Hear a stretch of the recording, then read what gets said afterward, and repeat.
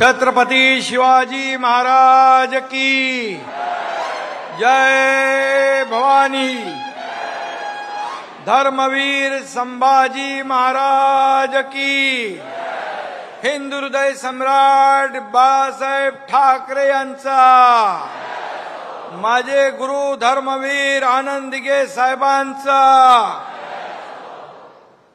जमलेल्या माझ्या तमाम लाडक्या शिवसैनिकांनो, 19 जून 1966 रोजी वंदनीय बाळासाहेबांनी शिवसेनेची स्थापना केली।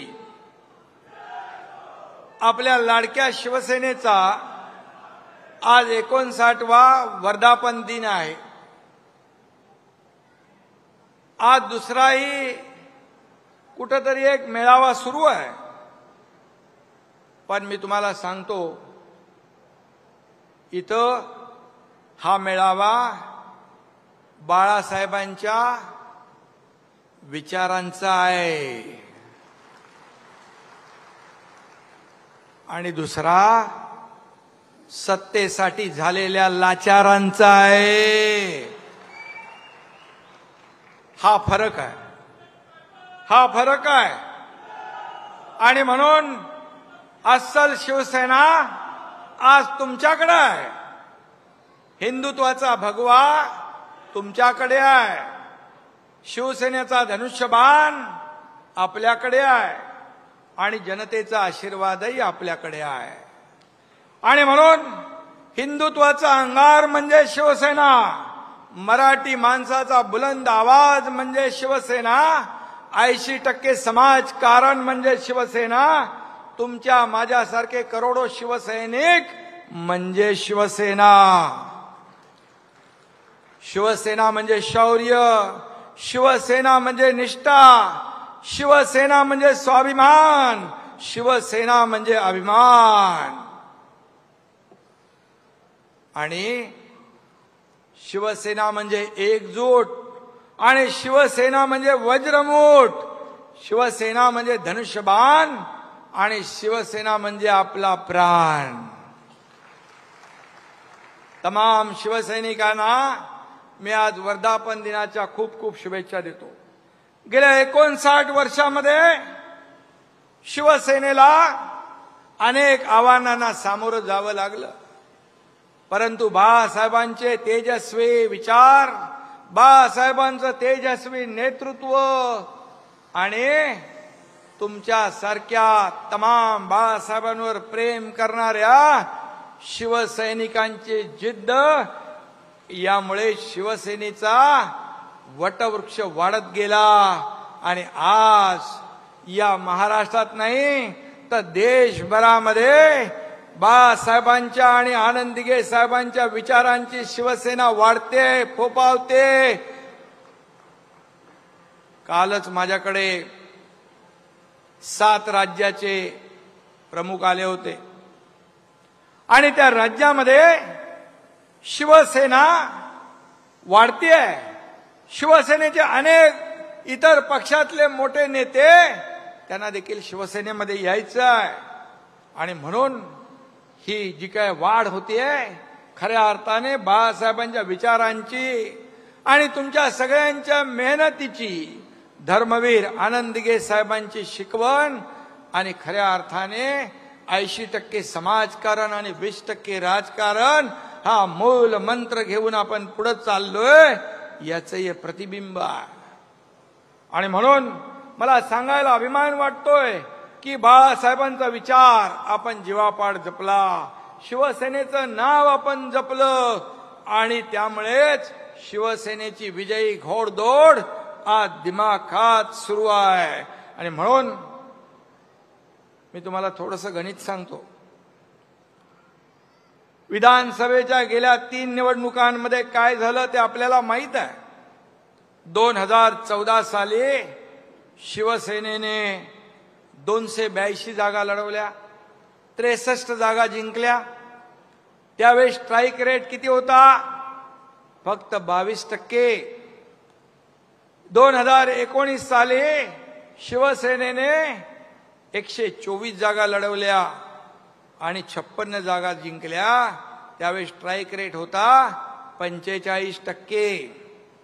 आणि 2024 ला तुमच्या शिवसेनेने 80 जागा लढवल्या आणि तब्बल 60 जागा जिंकल्या. आणि उभाटाने 85 जागा लढवल्या, अवघ्या 20 जागा जिंकल्या. म्हणजे स्ट्राईक रेट फक्त 23%. म्हणजे आपल्या शिवसेनेच्या 1/3 मतही त्यांना मिळाली नाहीत. कारण विधानसभेच्या निवडणुकीत या महाराष्ट्रातल्या जनतेने त्यांना जोरदार थड दिला. त्यामुळे 1/3 मतं मिळाली नाहीत. आणि ज्या जागा जिंकल्या त्या देखील काँग्रेसच्या वोट बँकेवर, काँग्रेसच्या मेहरबानीवर.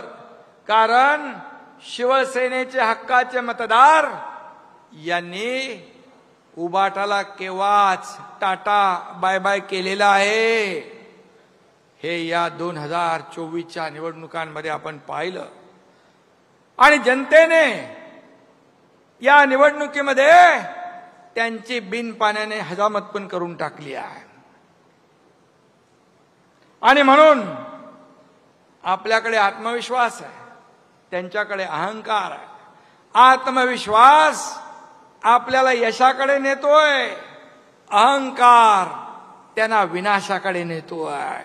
आणि म्हणून अहंकारी लोकांचा फणा 2024च्या निवडणुकीत या ठिकाणी जनतेनेच या ठिकाणी ठेचण्याचं काम केलंय. हे आपल्या समोर आपण याचे साक्षीदार, महाराष्ट्र याचा साक्षीदार आहे. खरं म्हणजे बाळासाहेबांनी ज्या काँग्रेसला आयुष्यभर विरोध केला, त्याच काँग्रेसच्या दावणीला शिवसेना बांधण्याचं काम पाप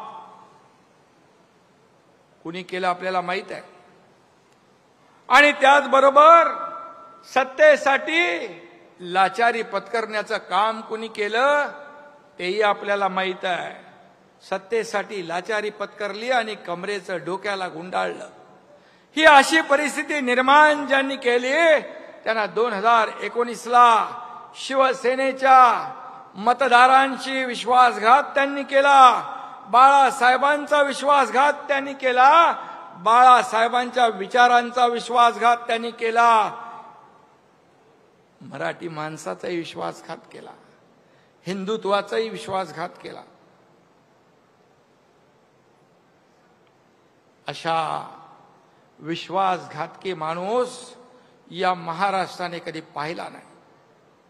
सरडाही रंग बदलतो, पण इतक्या वेगाने रंग बदलणारा सरडा देखील या महाराष्ट्राने पाहिला. हे मी म्हणत नाही, त्यांचेच लोक म्हणतायत, त्यांचे सगळे सोयरे भाऊ बनकी तेच सांगतायत, हे मी नाही सांगत आहे. आणि म्हणून मी एवढंच सांगेन, मुख्यमंत्री पदासाठी झाले लाचार ते काय होणार? बाळासाहेबांचे वारसदार. अरे बाळासाहेबांनी सत्तेच्या खुर्चीला लात मारली पण विचार सोडले नाहीत. आणि म्हणून या ठिकाणी बाळासाहेबांनी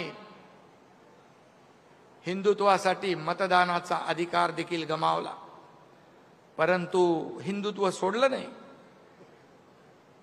आणि त्यांच्याच नावाने या ठिकाणी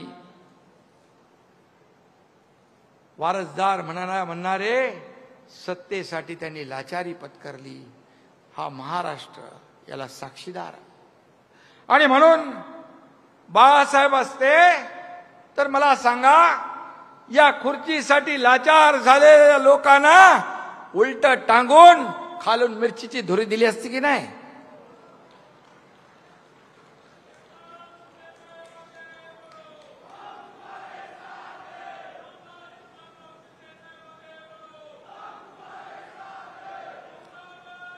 हिंदुत्व आणि मराठी माणसाशी विश्वासघात केल्यामुळे आपण पाहताय किती आगतिक झालेत, किती उतावेळ झालेत, किती लाचार झालेत. युती करता का माझ्याशी, युती करता का माझ्याशी. माणसाचे दिवस, माणसाची परिस्थिती कधी बदलेल हे सांगू शकत नाही. परंतु जेव्हा सत्तेमध्ये असतो आपण त्यावेळेस सगळ्याला कसपटा समान समजणारे आज त्यांची काय अवस्था झाली आहे. कशामुळे? बाळासाहेबांचा विचार सोडल्यामुळे, सत्तेचा मोह आणि सत्तेसाठी लाचारी केल्यामुळे ही परिस्थिती झाली आहे. पण मी आपल्याला सांगतो, मगाशी गुलाबराव म्हणाले की आपण एक विचारधारा घेऊन पुढे गेलोय. आपल्या शरीरातला रक्ताचा शेवटचा थेंब असेपर्यंत हिंदुत्वाशी कधी प्रतारणा होणार नाही. हिंदुत्वाशी कधी तडजोड होणार नाही. सत्तेच्या खुर्चीसाठी कधीही तडजोड आम्ही करणार नाही. हे वचन आम्ही जेव्हा सर्वसामान्य लोकांचं सरकार स्थापन केलं त्यावेळेस दिलंय. आणि म्हणून स्थानिक आपण वर्षाचे 12 महिने 365 दिवस काम करतो. लोकांच्या अडीअडचणीमध्ये आपण धावून जातो. काही लोकांना निवडणुका आल्यावर जनतेची, कार्यकर्त्यांची आठवण येते. एरवी त्यांचं काय असतं, हम दो हमारे दो एवढंच असतं. पण आपलं नाहीये. आपलं अख्खा महाराष्ट्र आपलं आहे. महाराष्ट्रातली जनता आपली आहे. आणि म्हणून आता निवडणुकांचं वारं फिरायला लागल्यावर यांना हिंदुत्व आठवतंय, यांना मराठी माणूस आठवतोय. परंतु ज्यांनी विश्वासघात केला, ज्याने लाचारी केली, ज्याने मतदारांची बेईमानी केली, ते मतदार तुम्हाला या निवडणुकीत सुद्धा वाऱ्यालाही फिरकू देणार नाहीत. तुम्हाला तुमची जागा दाखवल्याशिवाय राहणार नाहीत. आता आहे ना मराठी माणूस आठवेल. आता मराठी माणूस आठवेल. मराठी माणसाच्या नावाने खोटे गळे काढतील. मला त्यांना विचारायचं आहे की बाळासाहेबांच्या नंतर मराठी माणसासाठी तुम्ही काय केलं, याचा हिशोब तर द्या. याचा हिशोब द्या. तुम्ही मराठी माणसापासून फारकत घेतली, हिंदुत्वापासून फारकत घेतली. तुमच्या नाकर्तेपणामुळेच मुंबईतला मराठी माणूस हद्दपार झाला. मुंबईच्या बाहेर गेला, नाला सोपाराला गेला, इकडे बदलापूरला गेला, वसई विरारला गेला. हे पाप तुमचं आहे. गेले 20 वर्ष मुंबईमध्ये कोणी सत्ता गाजवली हे सर्वश्रुत आहे. आणि म्हणून आता म्हणतात आम्ही हिंदुत्व सोडलं नाही म्हणतात. मला सांगा, हिंदुत्व सोडलं नाही. हिंदुत्व काय टी शर्ट आहे का? घातला, काढला, सोडला. मला सांगा, हिंदुत्व तुम्ही सोडलं नाही. मग हिंदू हृदय शिवसेना प्रमुख बाळासाहेबांना हिंदू हृदय सम्राट म्हणताना तुमची जीभ का कचरते? हिंदू धर्माला शिव्या देणाऱ्यांच्या मांडीला मांडी लावून का बसता? स्वातंत्र्यवीर सावरकरांचा अपमान करणाऱ्यांच्या गळ्यात गळे का घालता? प्रचार सभांमध्ये पाकिस्तानचे झेंडे का मिरवता? बॉम्ब स्फोटातला आरोपी तुमच्या रॅलीमध्ये काय करतो? आणि त्याचबरोबर दहशतवादी याकूब मेमनची कबर का सजवली? हा माझा सवाल आहे. आणि त्याचबरोबर जेव्हा पीएफआय का काहीतरी संघटना त्याचं पेव फुटलं, त्या पीएफआय म्हणजे देशद्रोही संघटनेच्या बरोबर तुम्ही राष्ट्रभक्त आरएसएसची तुलना करता, त्यांना शिव्या घालता. हे कुठलं हिंदुत्व आहे? हे कुठलं हिंदुत्व आहे? आणि म्हणून त्यांचं कधी सोयीचं आहे, कधी धरायचं कधी सोडायचं असं नाही चालत. जनता सुज्ञ आहे. तुम्ही धरायचं सोडायचं केल्यामुळे या महाराष्ट्रातल्या जनतेने तुम्हाला विधानसभेत तुमची जागा दाखवली. 20 जागांवर तुम्हाला आणलं. त्या 7, 8, 10 जागा देखील ज्या तुमच्या आल्या त्या देखील अतिशय कमी मताने आल्या आणि ज्या बाकी आल्या त्या काँग्रेसच्या मेहरबानीमुळे आल्या. बॉम्बस्फोटातल्या आरोपीला घेऊन फिरता आणि मगाशी मी म्हटलं राष्ट्रभक्त देशभक्त RSS यांना टोमणे मारता. अरे मी काल बघितलं अहमदाबादमध्ये पण त्या विमान दुर्घटनेमध्ये ते लोक होते पुढे मदतीला. जिथे आपत्ती असते जसे शिवसैनिक धावून जातात आपत्ती संकटात, त्यावेळेस RSSचे लोकही असतात. मी कुणाशी तुलना करताय? देशद्रोह्यांची तुलना देशभक्तांशी. हे तुमचं हिंदुत्व आहे. राम भक्तांना हरामखोर म्हणणारे कोण? हनुमान चालीसामध्ये जेलमध्ये घालणारे कोण? सगळं झालं, सगळं करून वरून म्हणतात आम्ही हिंदुत्व सोडलं नाही. मग हनुमान चालीसा म्हणणाऱ्याला जेलमध्ये टाकलं त्यावेळी तुमचं हिंदुत्व कुठे गेलं होतं? ही सगळी उदाहरणं मी जी दिली हे सगळं करताना तुमचं हिंदुत्व कुठे गेलं होतं? तेव्हा हिंदुत्व आठवलं नाही. आणि म्हणून हिंदू हृदय सम्राट बाळासाहेबांचं स्वप्न होतं की अयोध्येत राम मंदिर बांधा आणि काश्मीरचं 370 कलम हटवा. बाळासाहेब म्हणायचे मला एक दिवस प्रधानमंत्री बनवा, ही दोन्ही कामं मी करेन. मग ही दोन्ही कामं कोणी केली? या देशाचे प्रधानमंत्री नरेंद्र मोदीजी आणि गृहमंत्री अमित शाह यांनी केली. मग बाळासाहेबांचं स्वप्न साकार करणाऱ्यांना शिव्या आणि बाळासाहेबांनी ज्या काँग्रेसला कायम दूर ठेवलं त्यांच्या नावाने तुम्ही गाणार ओव्या. हे कसलं हिंदुत्व आहे? हे काय म्हणजे काहीतरी बोला त्याला काहीतरी हे असलं पाहिजे. आणि म्हणून हिंदुत्व हा शिवसेनेचा आत्मा आहे आणि मराठी हा आमचा श्वास आहे. राजकारण आणि मतांसाठी कधी आम्ही हिंदुत्व सोडणार नाही, कधी मराठीला अंतर देणार नाही. एवढा शब्द मी या ठिकाणी आपल्याला द्यायला आलोय. अरे आता मगाशी मला कोणीतरी सांगितलं की भाषणात म्हणाले मेळाव्यामध्ये कमॉन किल मी. इंग्लिश पिक्चर बघून आले असतं वाटतं. हा सुट्टीला तिकडे गेले होते लंडनला, शंभूराज म्हणतायत. पण मला एकच सांगायचंय, मरे हुए को क्या मारना है?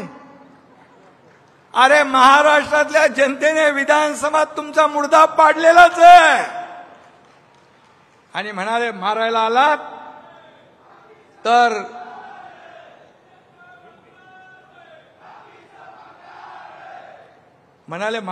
अँब्युलन्स घेऊन या. आता काय बोलायचं? अँब्युलन्स घेऊन या, अँब्युलन्स मधून परत जाल म्हणजे तुम्हाला आम्ही फटके देऊ, तुम्ही परत जाल. पण नुसताच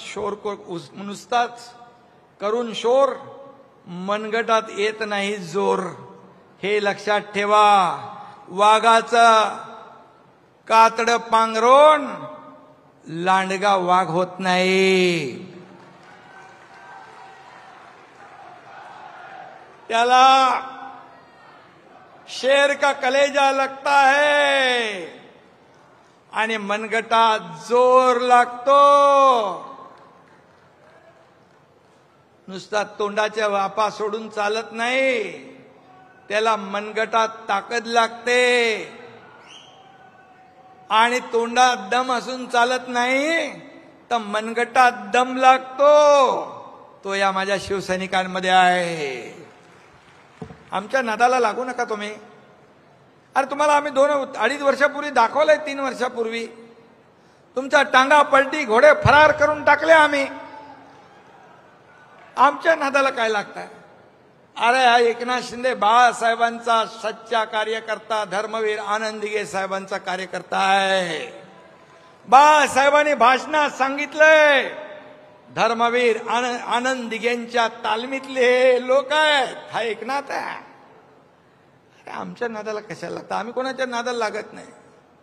हम किसको छेड़ते नहीं, अगर हमें कोई छेड़ेगा तो हम छोड़ते नहीं.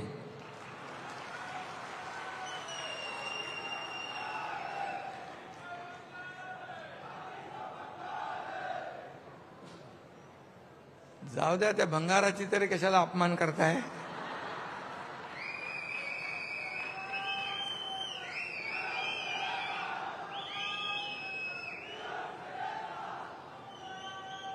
परवा पहलगाम, गेल्या महिन्यात पाकड्यांनी आपल्या आया बहिणींचं कुंकू पुसलं,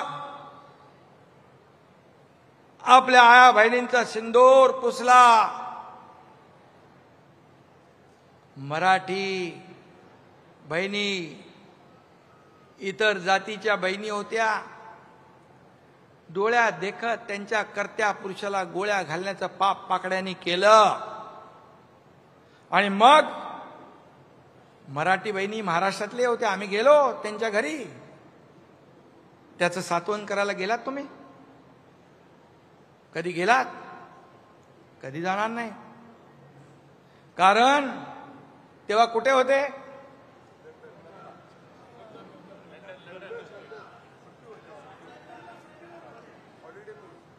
सुट्टी होती. तेव्हा कुठं गेलं होतं तुमचं देशप्रेम?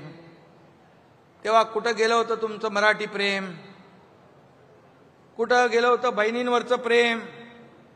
ऑपरेशन सिंदूर झालं, दहशतवाद्यांचे अड्डे भारतीय लष्कराने उद्ध्वस्त केले. फक्त 20 मिनिटात हवाई दलाच्या विमानाने 20 मिनिटात पाकिस्तानची चरबी उतरून टाकली. हमारी फौज ने और मोदी जी ने पाकिस्तान के घमंड को तोड़ा है. ओ पाकिस्तान, ये कांग्रेस का हाथ नहीं, ये मोदी जी का हथौड़ा है. लक्षात ठेवा. आता पूर्वीचे दिवस गेले. मगाशी श्रीकांतनी सांगितलं की किती हमले झाले तरी सुद्धा कधीही भारत सरकारने यापूर्वीच्या 2014 पूर्वीच्या कधी ऍक्शनला रिॲक्शन दिली नव्हती. पण ह्या देशाचे प्रधानमंत्री म्हणाले, अब गोली का जवाब तो गोले से देंगे, ईंट का जवाब पत्थर से देंगे और दुश्मन के घर में घुस के मारेंगे. ही बोलायची हिम्मत कुठल्या प्रधानमंत्र्यांनी दाखवली मला सांगा? किती? आणि राहुल गांधी, काँग्रेस अशा प्रधानमंत्र्यांचा एकेरी उल्लेख करतात, त्यांच्यावर आणि लष्करावर अविश्वास दाखवतात. आपल्या लष्करावर, आपल्या प्रधानमंत्र्यावर त्यांना विश्वास नाही. त्यांना पाकिस्तानच्या अध्यक्षावर विश्वास आहे. आणि मला नाही आणि त्याचबरोबर मला नाही, संपूर्ण 140 कोटी जनतेला ऑपरेशन सिंदूर बद्दल अभिमान आहे. आपल्या लष्करी सेनेबद्दल अभिमान आहे. या देशाच्या प्रधानमंत्र्यांच्या बद्दल पण अभिमान आहे. बाळासाहेब असते तर मुक्त कंठाने त्यांना शाबासकी दिली असती. परंतु शाबासकी जाऊ द्या, ही कद्रू माणसं आरोपाशिवाय करणार काय दुसरं? आणि म्हणून भारताने पराक्रम गाजवल्यानंतर काँग्रेसच्या राहुल गांधींना आणि या बाकी उबाटा बिबाटाच्या चमच्यांना प्रश्न पडलाय, किती विमानं पडली, किती मिसाईल पडले, किती ड्रोनचं नुकसान झालं, किती नुकसान झालं. अरे भारतीय लष्कराच्या पराक्रमावर शंका घेताय? भारतीय लष्कराने पाकिस्तानला धडा शिकवण्याचं काम केलं आणि आपण टार्गेटेड हल्ला केला, प्रिसाइज अटॅक केला. आपण फक्त आतंकवादी अड्डे उद्ध्वस्त केले, आपण कुठल्याही सामान्य नागरिकाला मारलं नाही. मग तुम्ही पाकिस्तानच्या लष्कर प्रमुखांवर विश्वास दाखवताय? हा खरं म्हणजे देशद्रोहापेक्षा हा त्याच्यापेक्षा देखील छोटा गुन्हा नाही. खरं म्हणजे हा एक प्रकारचा देशद्रोहच आहे. आपल्या लष्करावर अविश्वास दाखवणं हा एक प्रकारचा देशद्रोह आहे. कसले हिशोब मागताय? अरे 26/11 मध्ये जे लोक मेले बॉम्बस्फोटमध्ये, साखळी बॉम्बस्फोटमध्ये जे लोक आपले निरपराध लोक मेले, त्यांच्याबद्दल कधी विचारणा केली? गेल्या अनेक वर्षात सामान्य निरपराध 20,000 लोक मारले गेले. सीमेवर लढणारे सैनिक लष्करातले 6,500 मारले गेले. जवान त्यांच्या मृत्यूचा हिशोब मागताय? त्यांच्या मृत्यूचा हिशोब मागताय? तो नाही मागत. तुम्ही किती नुकसान झालं हे सांगा. अरे ज्याने जीवाची बाजी लावून हे काम केलं, पराक्रम केला, त्यांना शाबासकी द्यायचं सोडून तुम्ही त्यांच्यावर शंका उत्पन्न करताय, अविश्वास व्यक्त करताय. मी तर म्हणेन तुम्ही भारतीय आहात की पाकिस्तानचे एजंट आहात असं म्हटलं तर वावगं ठरणार नाही. पाकिस्तानची बोली तुम्ही बोलताय. तुम्हाला काय निशाने पाकिस्तान किताब मिळवायचंय? निशाने पाकिस्तान, पाकिस्तानची बोली बोलताय देशात राहून, आणि तुमच्या वक्तव्याचा वापर करून पाकिस्तान देशाची बदनामी जगभरात करतेय. मग ते राहुल गांधी असतील नाही तर आणखी कोणी असतील. बाळासाहेब असते ना तर तुमचा कोर्ट मार्शलच केला असता आणि तुम्हाला तुमची जागा दाखवली असती. इथं मी सांगतो आपल्याला, इथं जे वक्तव्य करतात ते पाकिस्तानमध्ये पाकिस्तानचे लोक दाखवतात, जगाला दाखवतात की हे बघा तुमच्या देशातलेच लोक काय म्हणतात. हे म्हणतात पाकिस्तान में राहुल गांधी क्यों वायरल है. पाकिस्तानमध्ये त्याची एवढी मोठी लोकप्रियता झालेली आहे. आणि त्याचबरोबर दुसरं एक त्याच्यामध्ये आहे की हा एक आहे, काय म्हणाले, how did Rahul Gandhi become a hero in Pakistani media. अरे तुम्ही पाकिस्तानमध्ये हिरो झाले, इथे भारताच्या विरुद्ध बोलून. तुम्ही पाकिस्तानमध्ये जरी हिरो झाला असाल तर पाकिस्तानमध्ये तुम्ही हिरो आणि भारतामध्ये झिरो. ही भारतातली जनता तुम्हाला केल्याशिवाय राहणार नाही. आणि म्हणून हे वक्तव्य तुम्ही जाऊन करता देशाच्या प्रधानमंत्र्याच्या विरोधात, लष्कराच्या विरोधामध्ये. हा देशभक्ती नाही, ही देशद्रोह आहे. मी आताच आपण सगळ्यांनी श्रीकांतची मुलाखत ऐकली, मिलिंदची ऐकली. त्याने सांगितलं अनुभव आलेले काय काय. आपल्या खासदार शिष्टमंडळ 32 देशामध्ये गेलं. खऱ्या अर्थाने या शिष्टमंडळांनी काय केलं, भारताची भूमिका जगाला पटवून दिली. आम्ही किती अटॅक सहन केले, तेव्हा जेव्हा पापाचा घडा पूर्ण भरतो आणि मग सहन करण्याच्या पलीकडे आपण जातो, त्यावेळेस मग आम्ही ऍक्शनला रिॲक्शन देतो. ती आम्ही दिली. आणि पाकिस्तानला कसं पाणी पाजलं तेही जगाला या लोकांनी सांगितलं.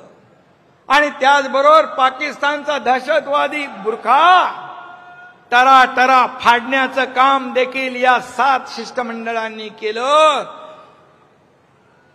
एकामध्ये मिलिंद देवरा होते, एकामध्ये मगाशी सांगितलं मुलाखती श्रीकांतने त्याच्यापेक्षा किती किती किती किती सिनियर लोक होते. पण एका शिष्टमंडळाचं नेतृत्व तुमच्या श्रीकांतला करण्याची संधी मिळाली. याचा सार्थ अभिमान आपल्या सगळ्यांना आहे, पक्षाचा प्रमुख म्हणून पण आहे आणि एक बाप म्हणून पण मला त्याचा अभिमान आहे. आणि या दोन्ही खासदारांनी जे काम केलं त्यामुळे माझा देखील अभिमानाने ऊर भरून आला. आणि तुम्हाला देखील या शिवसेनेचे 2 खासदार या भारताचं नेतृत्व करतात जगभरामध्ये, ही छोटी गोष्ट नाहीये. जे आता गल्लीमध्ये बसून जे काय मगाशी त्याला मिलिंदने उत्तर दिलेलं आहे, त्यामुळे मी काय त्या चिखलामध्ये दगड टाकू इच्छित नाही. आणि म्हणून खऱ्या अर्थाने मोदीजींनी श्रीकांतला देखील शाबासकी दिली, त्याच्या पाठीवर कौतुकाची थाप मारली. आणि मोदीजींनी श्रीकांतला म्हणाले, नवं नाव दिलंय भाऊ. कुठे भाऊ? मोदीजींनी शाबासकी दिली आहे. म्हणजे हे श्रीकांतचं श्रेय नाही, तुमच्या सगळ्या शिवसैनिकांचं श्रेय आहे.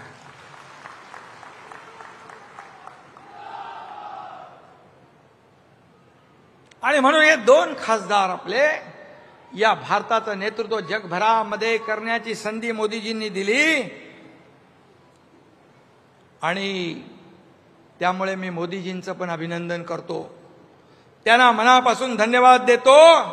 आणि खासदार मिलिंद देवरा यांचंही अभिनंदन करतो आणि खासदार डॉक्टर श्रीकांत शिंदे यांचंही मी मनापासून अभिनंदन करतो.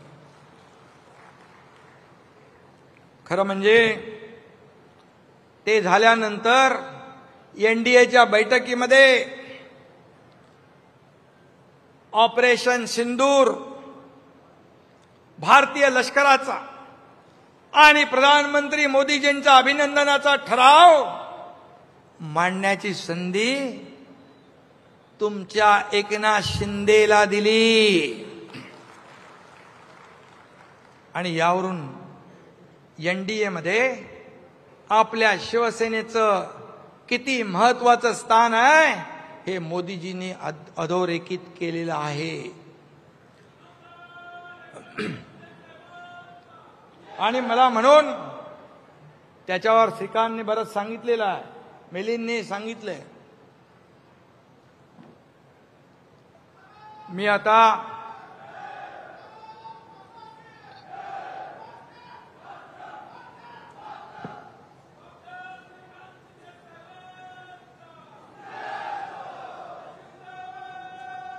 श्रीकांत शिंदे याचं शिष्टमंडळामध्ये गेल्यानंतर एक नवं रूप देखील आपल्या सगळ्यांना पाहायला मिळालं. शेवटी दिलेली जबाबदारी चोख बजावणं, प्रेशर होता, स्ट्रेस होता, एवढा सगळी मोठी जबाबदारी होती. पण मी त्याला सांगायचो, काही टेन्शन घेऊ नको, अरे तुझ्या बापाने तर हे चालू सरकार पाडून टाकलंय, त्यामुळे तू टेन्शन घेऊ नको. आणि मिलिंद तसा हुशार आहे, पहिला मंत्री राहिलेला आहे तो. त्यामुळे हे 2 आपले हिरे आहेत. आणि त्याने आपल्या शिवसेनेचं, महाराष्ट्राचं, देशाचं नाव उज्ज्वल केलेलं आहे. आता मला सांगा, आता हा विषय आपण बाजूला ठेवूया. आता मला सांगा, शेतकरी बळीराजा काय म्हणतो? एरे एरे पावसा कशासाठी? शेतीसाठी. चांगली शेती उगायला पाहिजे, शेतकरी समृद्ध झाला पाहिजे, राज्य समृद्ध झालं पाहिजे. पण आता उबाटा काय म्हणतो? एरे एरे पैसा. कारण तोच त्यांचा जगण्याचा एकमेव मंत्र आहे. मला बोलायला पाहिजे, कारण ते काय काय विचित्र बोलतात. मी त्यांची भाषा नाही बोलत, परंतु मला बोलता येतं, मला सगळ्या गोष्टी माहीत आहेत. मी डॉक्टर नसलो तर मोठे मोठे ऑपरेशन करून टाकतो.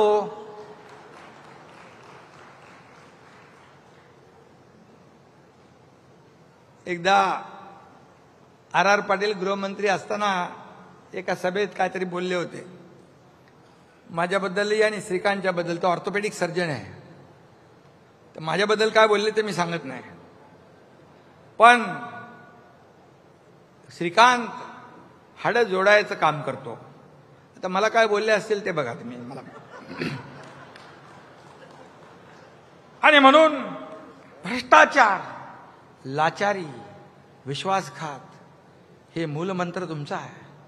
खिचडीमध्ये पैसे खाता, कोविडमध्ये पैसे खाता, कशामध्ये? ते शेवटला आता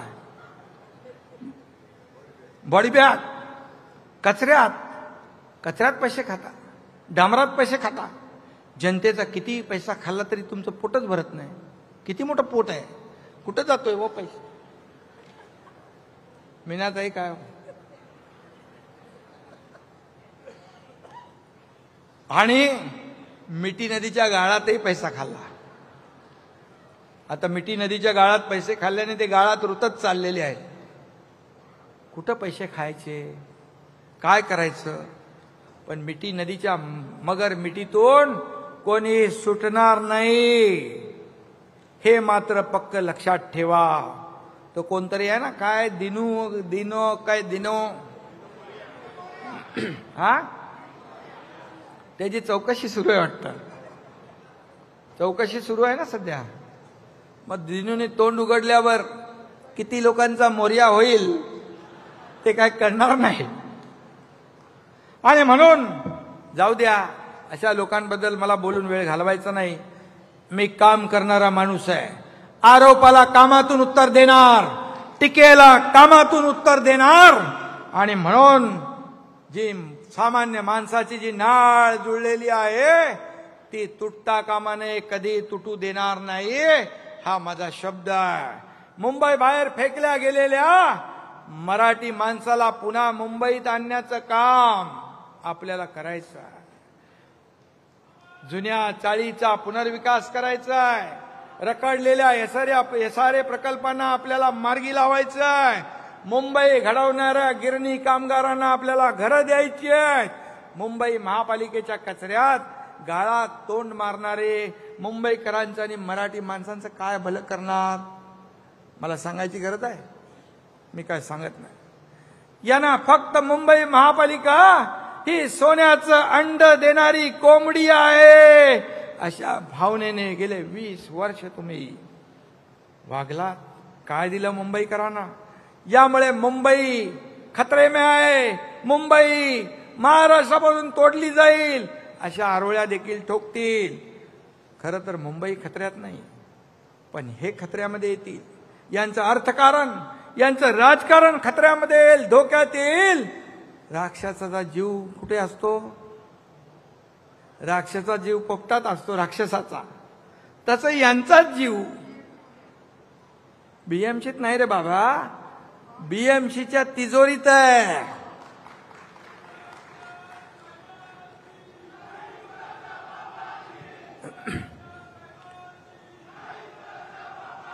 सध्या कुणीतरी काहीतरी निवडणुकीचं कॅम्पेन चालवलंय. काय? मुंबईचा लढा. मुंबईचा लढा तुम्हाला आता आठवला? इतके वर्ष काय करत होता? तुम्हीच होता ना तिकडे बसलेले. मग मुंबईचा लढा तुम्हाला आता आठवला? आणि सत्तेत असताना तुम्ही काय केलं? सत्तेत असताना तिजोरी फोडा आणि सत्ता गेल्यावर मुंबईचा लढा. अरे लढायला घराबाहेर तर पडायला पाहिजे. घरात बसून लढता येत नाही, फील्डवर उतरून लोकांशी बोलायला लागतं, संवाद साधायला लागतो. आणि म्हणून आधी घराबाहेर पडा. आता काही जे काही तुम्ही पडताय त्याच्या मागे डॉक्टर एकनाथ शिंदेचं काम आहे.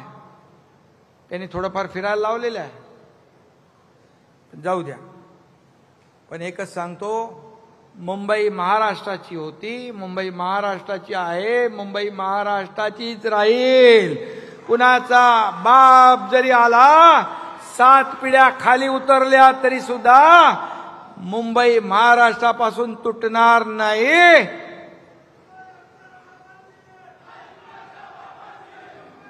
आणि मुंबईचं महत्व तर कमी होणार नाही, मुंबईचं महत्व वाढतंय. मागे नीती आयोगाचे लोक आले तेव्हा म्हणाले, नीती आयोगाने सांगितलं की मुंबई महाराष्ट्राचं सोडा, $1 ट्रिलियन तुम्ही महाराष्ट्राचं धरताय गोल, पण मुंबई आणि MMR मध्येच, फक्त मुंबई आणि MMR मध्ये $1.5 ट्रिलियन पोटेन्शियल आहे. तेव्हा हे म्हणाले, बघा बघा, हे दिल्लीचे लोक आले, हे मुंबईला खेचून न्यायला आले. अरे काहीतरी द्यायला आले ते. आणि म्हणून उलट प्रधानमंत्री नरेंद्र मोदीजींच्या सरकारने दिवसागणिक मुंबईचं महत्व वाढवतायत. गेल्या 3 वर्षात अनेक महत्वाचे निर्णय घेतले. महाबिगाडी सरकारच्या काळात काय होतं? मुंबई ठप्प होती, मुंबई बंद होती, मेट्रो बंद होती. ते घरकोंबडे होते, त्यांनी त्या मेट्रो कारशेड बंद केला होता. अरे 10,000 कोटी रुपये वाढले, याचं कोण उत्तर देणार? हा जनतेचा पैसा कोण भरणार? आणि म्हणून गेल्या 3 वर्षामध्ये coastal road, Atal Setu, metro, car shed सगळे प्रकल्प आपण मार्गी लावले. देवेंद्रजींच्या काळात काही प्रकल्प सुरू झाले होते, ते मुख्यमंत्री असताना. हे मुख्यमंत्री झाले महाविकास आघाडी, ते सगळे स्टे देऊन टाकले, स्पीड ब्रेकर टाकले. हा एकनाथ शिंदे मुख्यमंत्री झाला तेव्हा सगळे स्पीड ब्रेकर हटवून टाकले आणि पुन्हा विकासाला चालना दिली. आणि म्हणून मी सांगतो, मुंबईमध्ये खड्ड्याचा प्रवास इतके वर्ष कोणी केला? इतके लोक ऍक्सिडेंटमध्ये मेले, त्याला जबाबदार कोण? मी मुख्यमंत्री झाल्यानंतर मी आणि देवेंद्रजींनी मिळून त्या आयुक्तांना बोलवून सांगितलं, मुंबईचे सगळे रस्ते कॉन्क्रीटचे करा. बोले काय प्रॉब्लेम आहे का? बोले काही प्रॉब्लेम नाही, दरवर्षी आम्ही 50 किलोमीटर करतो. 50 किलोमीटर करणं काही नियम आहे? बोले नाही. मग 2 टप्प्यामध्ये पूर्ण मुंबईचं कॉन्क्रिटायझेशन करण्याचा निर्णय घेतला आणि 1 टप्पा जवळपास आता पूर्ण होतोय. पुढच्या 1.5-2 वर्षात मुंबई खड्डे मुक्त होईल, सगळे रस्ते कॉन्क्रीटचे होतील. का नाही केलं तुम्ही? का दरवर्षी त्या खड्ड्यामधून रिपेअरिंग करून डांबरातून पांढरं करायचं, पांढऱ्यातून काळं करायचं, खड्ड्यातून पैसे खायचे, खड्ड्यात लोकांना घालायचं आणि लोकांना मारायचं? हे पाप तुम्ही केलं. मुंबईतल्या STP, मुंबईमधल्या STP 25 वर्ष तुम्ही करू शकले नाही. हे सगळं घाण, दुर्गंधी, प्रदूषण असंच समुद्रात सोडत होते. आपलं सरकार आल्यानंतर STPच्या कामाला आपण चालना दिली. STP आता कार्यान्वित होतील आणि हे जे काही पाणी दिसतंय समुद्राचं, हे आता काळं आहे, पण ते निळं झाल्याशिवाय राहणार नाही. कारण आपण ते काम 25 वर्ष झालं नाही, ते आपण केलं. केंद्र सरकारच्या मदतीने अनेक प्रकल्प आपण पूर्ण करतोय. मुंबईला ग्लोबल फिनटेक हब आपण करतोय. परवाच मुख्यमंत्र्यांच्या उपस्थित 5 इंटरनॅशनल युनिव्हर्सिटी सोबत करार झाले. MMR एज्युकेशन हब होणार, MMR ग्रोथ इंजिन होणार. हे महाराष्ट्र हे देशाचं ग्रोथ इंजिन आहे. विकासाला चालना देण्याचं काम होत आहे. नवी मुंबईचे एअरपोर्ट आपण करतोय, झालंय, आता त्याचं उद्घाटन होईल. वाढवणला देशातलं सगळ्यात मोठं बंदर होत आहे. तिथे देखील आपण विमानतळ एअरपोर्ट करतोय. हे विकास, air connectivity, rail connectivity, road connectivity, water connectivity, हे सगळं असेल तेव्हा राज्य पुढे जातं. आणि म्हणून इन्फ्रास्ट्रक्चरवर जास्त जोर ज्या देशाचा, राज्याचा असतो त्या राज्याचा विकास वेगाने होत असतो. आणि म्हणून गेल्या 3 वर्षात इतकी कामं आपण केली, विकासाला चालना दिली, लोकाभिमुख कल्याणकारी योजना आपण केल्या.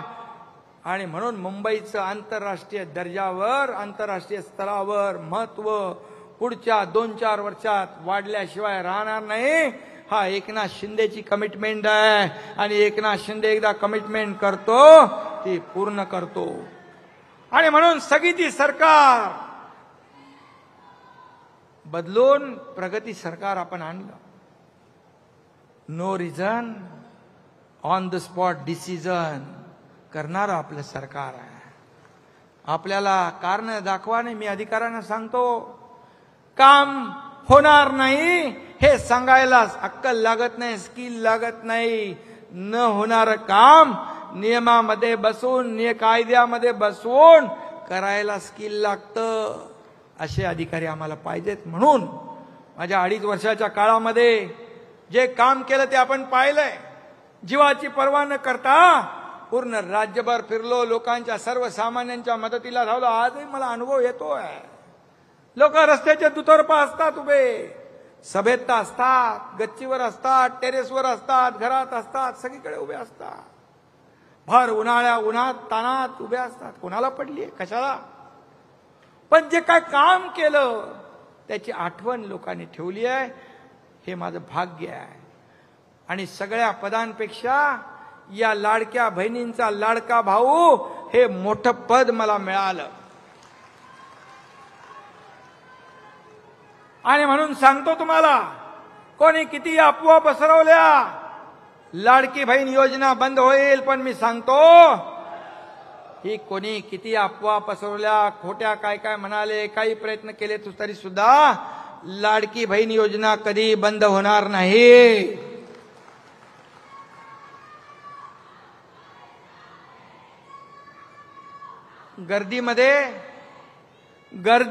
जेव्हा गर्दीमध्ये माझ्याकडे काही लोक यायचे, तर गर्दीमध्ये कुठं टेबल, कुठं काय धरायला, कुठे फाईल धरायला. गर्दीमध्ये लोक यायचे मला लेटर घेऊन, लोकांच्याच पाठीवर फाईल ठेवून सही करणारा, जगाच्या पाठीवरचा पहिला मुख्यमंत्री होण्याचा मान देखील मला मिळाला. बोले सही कुठं करायची? तो लेटरवाला होता, त्याच्या बाजूचा माणूस पाठ करून उभा राहायचा आणि त्याच्यावर मी ते लेटर ठेवायचो आणि सही करून टाकायचो. मुख्यमंत्री सहायता निधी महाविकास आघाडीमध्ये 2.5 कोटी दिले होते. या एकनाथ शिंदेच्या काळात 360 कोटी दिले.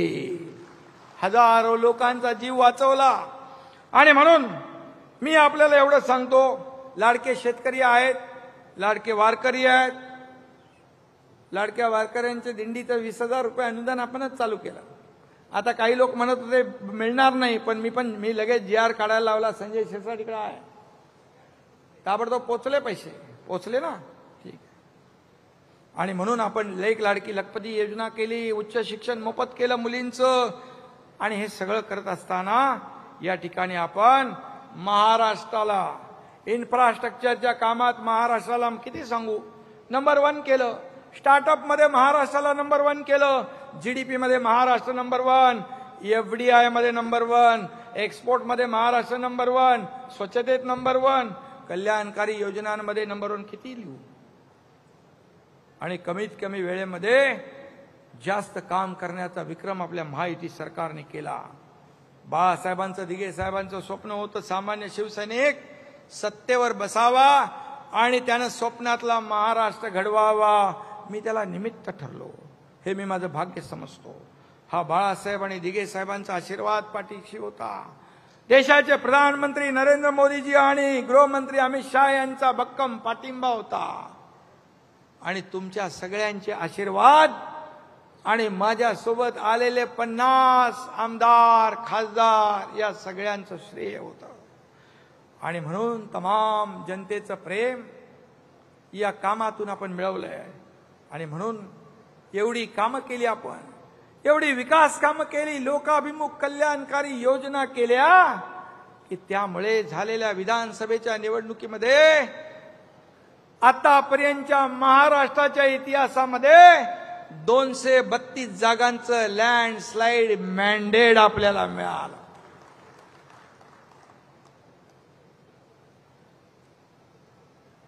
काही दिवसापूर्वी पुणे जिल्ह्यात एक अतिशय दुःखद आणि दुर्दैवी घटना घडली.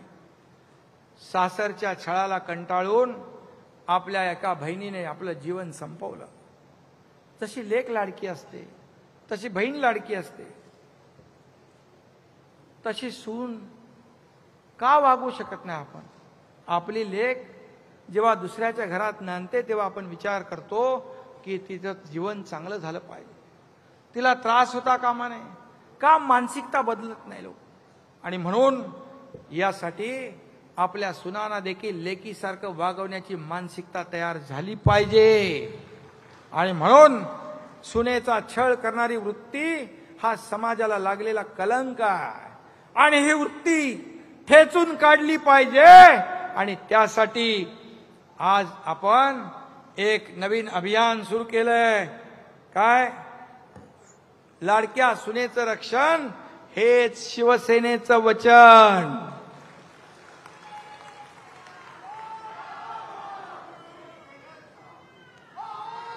आणि मी हे सांगतो, प्रत्येक घरातली लाडकी सून ही आपली या एकनाथ शिंदेची लाडकी बहीण आहे, सांगून ठेवतो.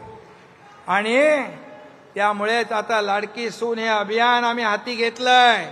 यापुढे शिवसेनेच्या शाखा तुमचं हक्काचं आणि जवळचं माहेर असणार आहे. सासरी छळ होणाऱ्यांच्या बहिणींच्या मदतीला आमच्या या रणरागिणी धावून जातील. आणि त्यात पीडित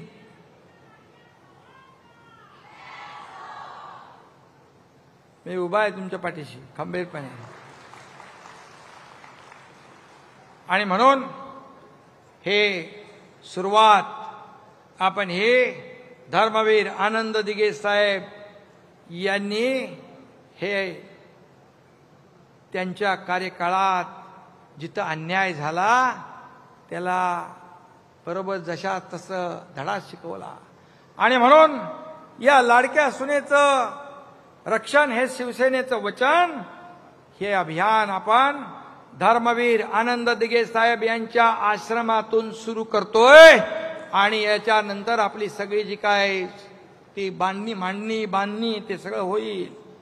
आणि म्हणून मी आता शेवटचं आपल्याला सांगतो, आपण महायुतीत लढलो, महायुतीचा कारभार केलाय. आधी मी सीएम होतो, आता डीसीएम आहे, आता देवेंद्रजी सीएम आहेत. पंतप्रधान मोदीजींच्या नेतृत्वाखाली देश महासत्तेकडे चाललाय. मोदीजींच्या मार्गदर्शनाखाली आमची टीम महाराष्ट्राचा गतिमान विकास करतीये. तो वेग आणखी वाढवायचा आहे. इथून पुढे फक्त विकास, विकास आणि विकासच हा अजेंडा आपला आहे.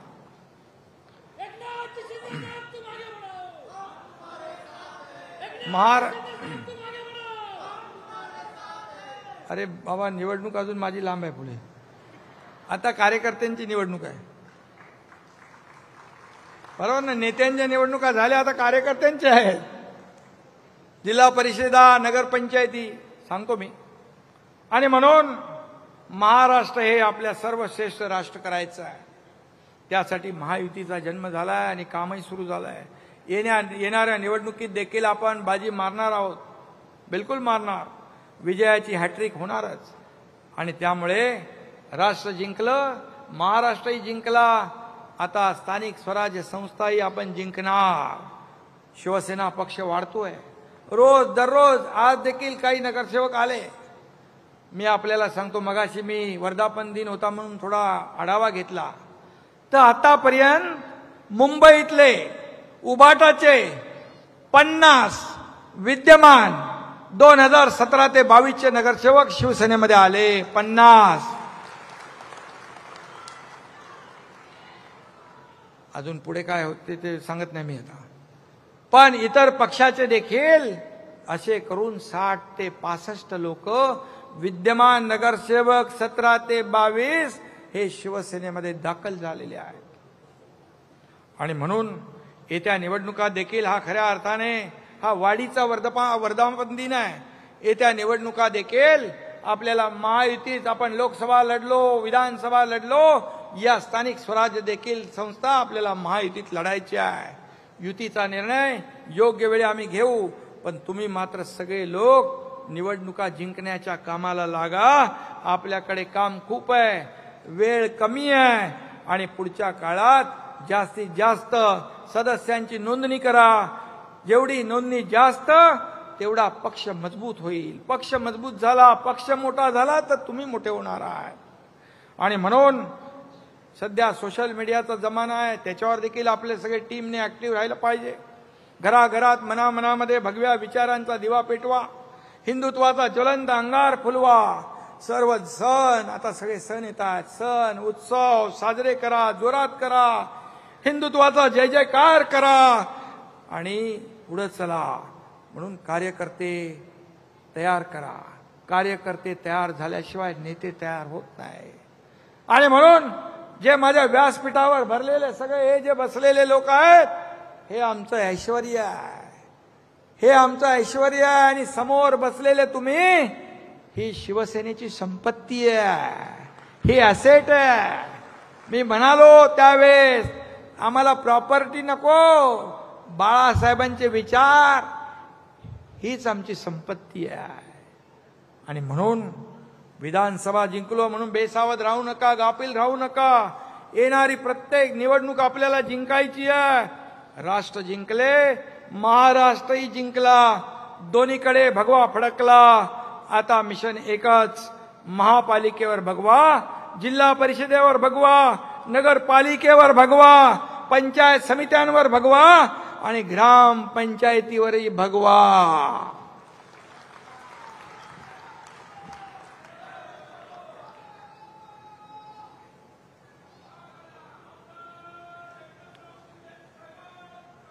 चला, अरे बाबा मुंबई पाहिजे का नाही? चला उठा, व्हा आता सज्ज.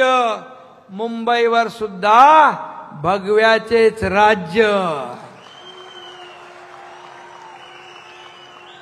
आणि म्हणून जनात भगवा, मनात भगवा, प्रत्येकाच्या घराघरात भगवा, सळसळणाऱ्या रक्तामधून जिवंत ठेवू उरात भगवा. धन्यवाद. जय हिंद, जय महाराष्ट्र. काही क्षणात राष्ट्रगीतानं आजच्या या कार्यक्रमाचा समारोप होणार आहे.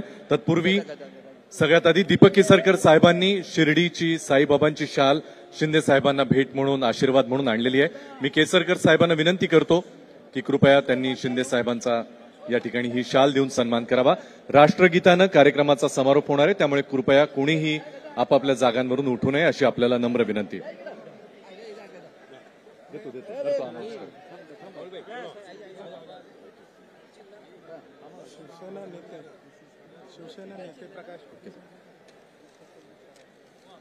घेतो. यानंतर युवा सेनेतर्फे शिंदे साहेबांना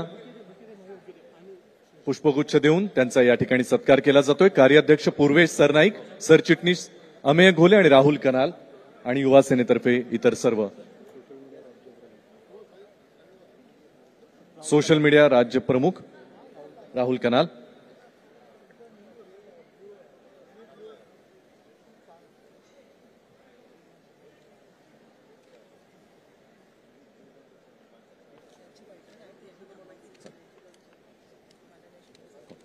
यानंतर श्री प्रकाश पाटील यांच्याकडून श्रीकांतजी शिंदे यांना चांदीची गदा या ठिकाणी प्रदान करण्यात येते. श्रीकांतजींनाही विनंती आहे आपण कृपया पुढे यावं. शिंदे साहेबांच्या उपस्थितीत, सर्व मान्यवरांच्या उपस्थितीत चांदीची गदा प्रकाश पाटील यांच्यातर्फे.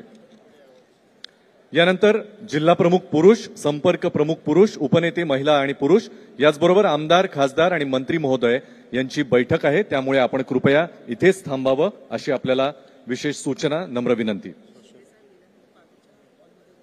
शिंदे साहेबांचं इथून जाणं झाल्यानंतर बाजूच्या हॉलमध्येच आपण जमा व्हायचं आहे. सोशल मीडियातर्फे डॉक्टर श्रीकांतजी शिंदे साहेबांचा विशेष सत्कार या ठिकाणी होतोय. छत्रपतींची ही मूर्ती देऊन या ठिकाणी हा सत्कार होतोय.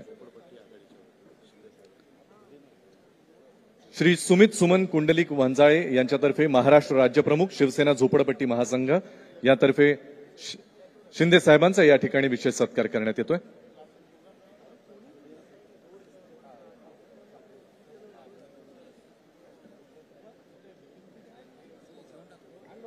राष्ट्रगीतासाठी सगळ्यांनी उभे राहावे अशी आपल्याला नम्र विनंती.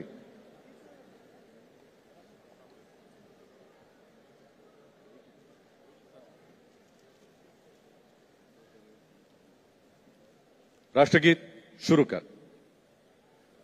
जनगण मन अधिनायक जय हे भारत भाग्य विधाता. पंजाब सिंध गुजरात मराठा द्राविड उत्कल गंगा. विंध्य हिमाचल यमुना गंगा उच्चल जलधि तरंगा. तव शुभ नामे जागे तव शुभ आशीष मांगे.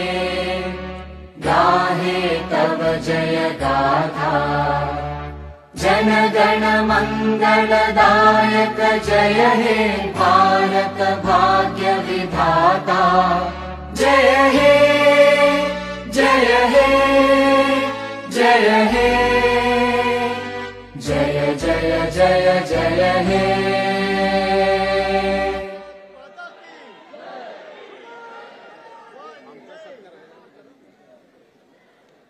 आपण सगळ्यांनी या सोहळ्यात सहभागी होऊन पक्षाशी, संस्कृतीशी आणि महाराष्ट्राशी आपली बांधिलकी दाखवली त्याबद्दल मनापासून आभार. आज इथे थांबतोय पण आपला संकल्प थांबणार नाही. भगव्या अभिमानात न्हालेलं मन घेऊन प्रत्येक गावात, गल्लीत, घरात हिंदू हृदय सम्राट बाळासाहेबांचे विचार आणि शिंदे साहेबांचं नेतृत्व पोचूया.